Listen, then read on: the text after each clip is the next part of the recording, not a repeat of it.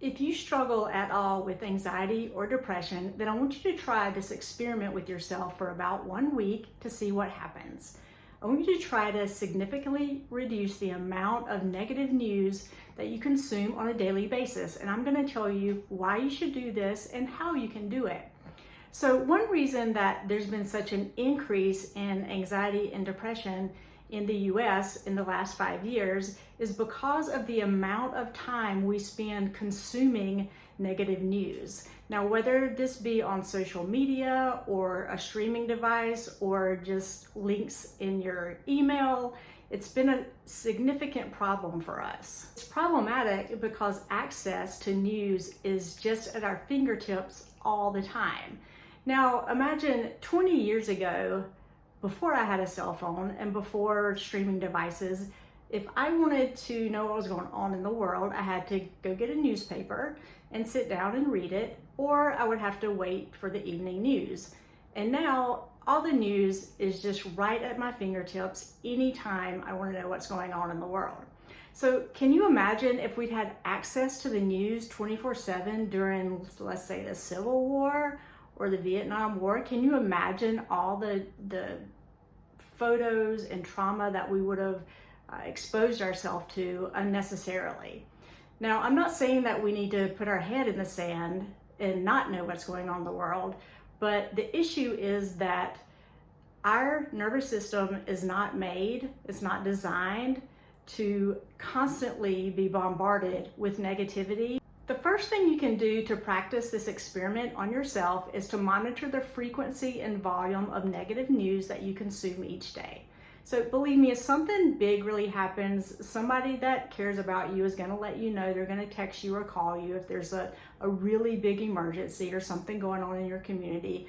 But otherwise, there's no reason to know every single missing person or every single murder that happens, in our country. It's just too much to take in. The second thing is it's best not to grab your phone first thing in the morning and look at the news. That's not a way that you want to start your day. So maybe giving yourself 15 or 20 minutes around, lunchtime, just to scroll and look at the headlines, just to see if anything major is going on that you want to know about. That should be good enough. And then the third thing to make sure you do is to try to find journalism that isn't sensationalized. So remember that online news sources get paid every time you click on their link. So just remember, to these news sources, you're considered a consumer or a shopper, and their job is to create a headline that gets you to click on their link to read their article. Remember that most of the time, the news that we read does have a bias, and it's very sensationalized in order to get you to read it. So getting news from a friend on Facebook or any other social media is usually a really bad idea. So these are 3 ways that you can start to monitor the input of negative news in your life. So really, just do an experiment on yourself for 1 week. And at the end of the week of trying these things, ask yourself if your anxiety level and depression level is lower.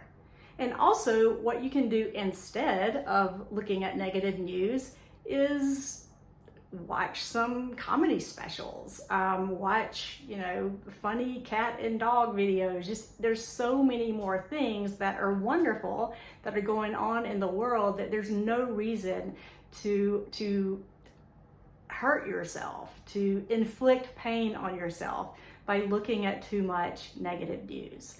I hope this has been helpful. Keep in mind that if nothing changes, then nothing changes. If you want your life to be different, then start trying some different things that can have a positive effect on your life and make your life better. Thanks for watching.